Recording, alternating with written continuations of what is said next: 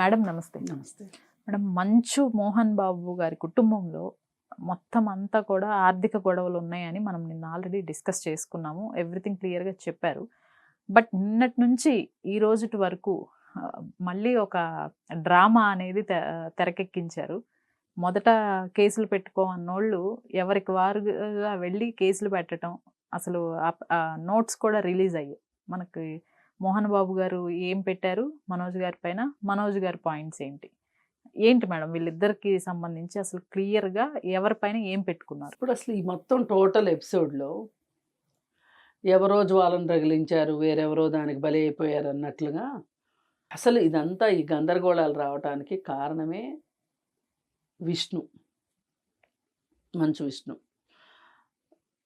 విష్ణు వల్ల ఎందుకు వస్తున్నాయి అంటే, విష్ణు చాలా స్వార్థంతోటి తండ్రి తనకిచ్చిన అవకాశాన్ని, అంటే అవకాశం కూడా ఎలా తెచ్చుకున్నాడు, తండ్రి మాట జవదాటని కుమారుడిలాగా యాక్షన్ చేసి తండ్రి అభిమానాన్ని చూరగొన్నాడు. అంటే ఆయన అవును అంటే అవును, కాదు అంటే కాదు. మోహన్ బాబు మనస్తత్వం రీత్యా కూడా అదే ఇష్టం మోహన్ బాబుకి. తన మాటకి ఎదురు చెప్పనంత వరకు రెండో వాళ్ళు ఏం మాట్లాడినా కరెక్టు అనే మనస్తత్వం. ఎదురు చెప్పకపోతే చాలు, ఇక అంతే, వాళ్ళకి బానిస అయినట్టుంటాడు. అలా ఇప్పుడు విష్ణుకి ఒక రకంగా ఆయన మానసికంగా బానిస అయిపోయాడు. అయిపోయి ఇక ఆయనకి ప్రపంచంలో ఇంక వేరేది ఏది మంచి చెడు, నేను ఎవరికన్నా అన్యాయం చేస్తున్నానా ఏంటి అవేమి ఏమి పట్టని పరిస్థితికి మోహన్ బాబు వెళ్ళిపోయాడు. ఆ మానసిక స్థితిలోకి వెళ్ళిపోయాడు. ఈ విషయంలో మటుకు విష్ణు పర్ఫెక్ట్గా విజయం సాధించాడు. సరే, మరి ఇటువైపు ఈ పిల్లాడిని చూస్తే మనోజ్ ఏమో తను మంచిగా ఉండటం, న్యాయంగా ఉండటం. ఇప్పుడు తల్లిదండ్రులకు కష్టం వచ్చింది, విద్యార్థులకు కష్టం వచ్చింది అంటే వాళ్ళ వైపు మాట్లాడటం, పని వాళ్ళ పట్ల దయతో ఉండటం, స్నేహితులంటే ఇష్టంగాను స్నేహితుల కోసం ఉండటం, ఇవన్నీ రకరకాలుగా ఏ రకంగా చూసినా కానీ మనోజు తప్పు అంటే తప్పును తప్పుగా మాట్లాడగలిగే వెన్నుముకున్న మనిషి. ఆ ప్రాసెస్లో తనకు నష్టం జరిగినా కానీ పర్వాలేదు అనే ఒక డిప్లొమసీ లేని వ్యక్తి మనోజు. మరి ఈ పరిస్థితుల్లో ఎవరు ఇష్టలు అవుతారు మోహన్ బాబుకి? సహజంగా విష్ణువే మంచి అయిపోయాడు. ఇప్పుడు అక్క ఉందంటే కొంచెం ఎంతో కొంత అక్క ఓదార్పు మనోజ్కి. ఇప్పుడు ఆమె కూడా అటు తండ్రికి చెప్పలేక, విష్ణువుకి చెప్పలేక, ఇటు ఇతనికి చెప్పలేక, మనోజ్ కరెక్ట్ అని అనిపించినప్పటికీ కూడా చెప్పలేక, మళ్ళీ ఓ పక్కన తల్లి, వీళ్ళందరి మధ్యలో నలిగిపోవటం ఇష్టం లేక ఆమె ఇప్పుడు బాంబే వెళ్ళి ఆమె చేస్తుంది ఏముంది అక్కడ, బాంబేలో ఉంటుంది అంతే. ఈ ఈ డ్రామా మొత్తాన్ని తప్పించుకోవడానికే బాంబే వెళ్ళింది తప్పితే వేరే ఏం కాదు. నిన్న వచ్చింది పాపం, ఏదో చేద్దామని చెప్పి చూసింది.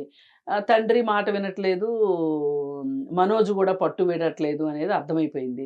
అర్థమైపోయి ఎంచక్క వెళ్ళిపోయింది అని వార్తలు. నిజమో ఒకటిదో మనకు తెలియదు. ఇప్పుడు మనోజు ఏం చెప్తున్నాడు అంటే, నేను ఏ రోజు ఆస్తుల గురించి అడిగినట్లుగా ఆధారాలు చూపిస్తే మీరేం మాట్లాడినా నేను వింటాను. నేను ఏ రోజు ఆస్తుల గురించి అడగలేదు. మన కుటుంబానికి సంబంధించిన ప్రాజెక్టులన్నిట్లోనూ నేను రూపాయి తీసుకోకుండా నేను చేశాను. నేను ఏ రోజైనా సరే నాకు నేనుగా నా కెరీర్‌ని బిల్డప్ చేసుకుంటానికి ప్రయత్నం చేశాను తప్పితే ఈ కుటుంబం డబ్బులతోటి కానీ వీటిలతోటి నేను నా కెరీర్‌ని నేను డెవలప్ చేసుకోలా. అసలు కావాలని నా ప్రాజెక్ట్ ఒకదాన్ని ఎవరు ఆ ప్రాజెక్ట్ కొరగాకుండా చేశారో కూడా నాకు తెలుసు. అలాగే 7 నెలల పాపని ఆయా దగ్గర వదిలేసేసి వెళ్ళిపోయింది అని చెప్పి నా భార్యని అంటున్నారు. నేను ఆయాని మా అమ్మ దగ్గర పెట్టి మేము హాస్పిటల్కి వెళ్ళాం. ఇది తప్పెలా అవుతుంది? అలాగే అసలు నా భార్య పైన లేనిపోని నిందలు వేస్తున్నారు. ఆమె వచ్చిన తర్వాతే గొడవలు వచ్చినాయి అని. ఇది ఎంతవరకు కరెక్టు? అసలు తనని అనాల్సిన అవసరం ఏంటి? ఇలా రకరకాల ప్రశ్నలు అతను సంధించాడు. హ్మ్. సంధించి ఇప్పుడు ఆహ్, ఈ ఎవరో వాళ్ళకి అనుకూలమైన వ్యక్తుల చేత నన్ను కొట్టించటము, ఇవన్నీ ఎంతవరకు కరెక్టు? పైగా నేను ఇక్కడే ఉంటున్న వాడిని, నేనే ఇల్లొదిలి ఎళ్ళిపోయాను అనే మాట అనడం ఎంతవరకు కరెక్టు? నా టవర్ లొకేషన్ చూస్తే నేను ఇప్పటి వరకు 4 నెలల క్రితం వరకు నేను ఎక్కడున్నానో టవర్ లొకేషనే చూపిస్తది. నేను ఇక్కడే ఉన్నా. జలపల్లిలోనే ఉన్నాను నేను. నన్నెందుకు బయటికి పంపించేయాలని చూస్తున్నారు. మీరంత చూస్తున్నారు కాబట్టి ఇక్కడ నాకు హక్కుంది కాబట్టి నేను ఉందాం అనుకుంటున్నాను. నేనేమన్నా ఆస్తులు అడిగానా? ఏది తప్పు అనిపిస్తే తప్పుని తప్పుగా మాట్లాడతాను తప్పితే నేను చేసిన తప్పేంటి అని చెప్పి మనోజు ప్రెస్ మీట్ లో మాట్లాడాడు. 10 ప్రశ్నలు సంధించాడు. హ్మ్.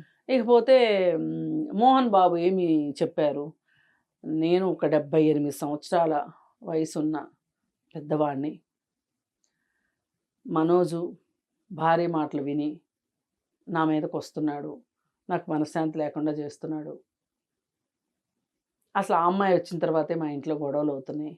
7 నెలల పాపను వదిలేసేసి తగాదాలకు వస్తున్నారు. కయ్యానికి కాలు దూవుతున్నారు. ఇది ఎంతవరకు కరెక్టు? అని ఈ ఈ గొడవల్లోకి మనోజ్ భార్యని, మనోజ్ పాపని లాక్కొస్తున్నారు. దాన్ని తీవ్రంగా వ్యతిరేకించాడు మనోజ్ కూడా. హ్మ్. అయితే నాకు ఇష్టమైనప్పుడు నేను పంచిస్తానన్నాను. కానీ ఇప్పుడే కావాలి అని నా మీద ఒత్తిడి పెడుతున్నారు. నా ప్రాణానికి హాని ఉంది. ఎవరి వల్ల? మనోజ్ భార్య వల్ల అని చెప్పి అతను రిటర్న్ కంప్లైంట్ ఇచ్చాడు. ముందేమో ఇది ఏదో సమస్య పోతది, పోయినసారి గొడవలాగా అనుకుని ఎవరు కంప్లైంట్లు ఇవ్వద్దు అనుకున్నారు. కానీ ఎవరు తగ్గకపోయేసరికి ఎవరికి వాళ్ళు కంప్లైంట్లు ఇచ్చేసుకున్నారు. ఏది ఏమైనప్పటికీ ఈ మొత్తం గొడవల్లో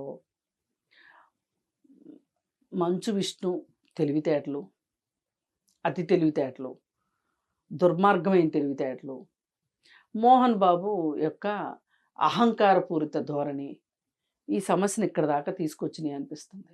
అంతకంటే వేరే ఏమీ లేదు ఇక్కడ. ఎప్పటికైనా పంచిచ్చే ఆస్తులే.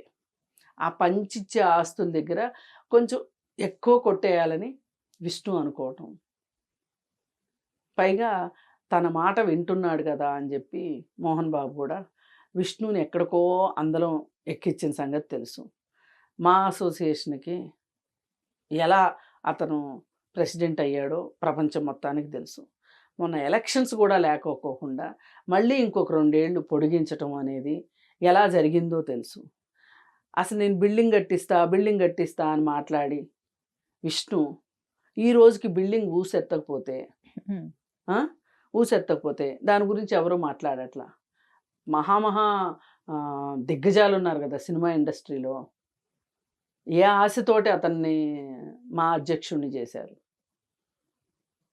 ఏమి వరగబెడతాడని చేశారు? ఏమి వరగబెట్టకపోతే ఏం చేయలేదేంటి అని ఈ రోజుకి ఎవరు అడగలేకపోతున్నారు. అందుకని అతనికి మాట సరిగా రాదు, మనసు సరిగా లేదు. అంటే ఇచ్చిన మాట మీద నిలబడే మనసు లేదు. అలాంటి దృఢమైన వ్యక్తిత్వం లేదు. కానీ అతనికి పోస్టు ఇవన్నీ రావటానికి కారణం మోహన్ బాబు. లేకపోతే మోహన్ బాబు కొడుకుగా కాకుండా విష్ణు ఇది సాధిస్తాడంటే ఎవ్వరూ నమ్మరు. మరి ఇక కాలేజీ విషయాలకు వస్తే ఆ కాలేజీలో పనిచేస్తున్న వినయ్ అనే అతని ద్వారా వీళ్ళు